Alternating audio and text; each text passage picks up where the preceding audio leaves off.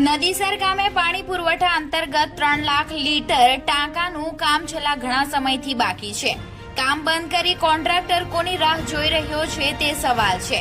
જો કામ કરવાનું જ નહોતું તો લીધું શું કામ? બાજુમાં જૂનો પાણીનો ટાંકો આવેલો છે જે ખૂબ જ જર્જરિત હાલતમાં છે, જે વરસાદના કારણે ધરાશાયી થાય તેની 100% ગેરંટી છે, જે આપ વિડીયોમાં જોઈ શકો છો। આ સાથે જ બાજુમાં 15 મીટરના અંતરે શ્રી મહાજન ઇંગ્લિશ સ્કૂલ આવેલી છે, જ્યાં 400 થી વધારે બાળકો અભ્યાસ કરે છે। તો સવાલ હવે સીધો જ જવાબદાર અધિકારીઓને કે કોઈ બાળક 30 ફૂટ ઊંડા ખાડામાં પાણીમાં ગરકાવ થાય તો જવાબદારી તમારી બનશે। પાણીની તો સવાલ છે જ, પણ સાથે સાથે આ ઘોર બેદરકારીથી કોઈ ઘટના બનશે તો તેની જવાબદારી કોણ લેશે?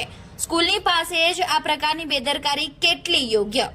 હવે ગ્રામજનોની એક જ માંગ છે કે વહેલી તકે આ કામ પૂર્ણ થાય। હવે જોવાનું રહ્યું કે તંત્ર દ્વારા આગળ શું પગલાં લેવામાં આવશે। Reporter Narendra Patel, Gujarat crime news, Nadisar, Godhra.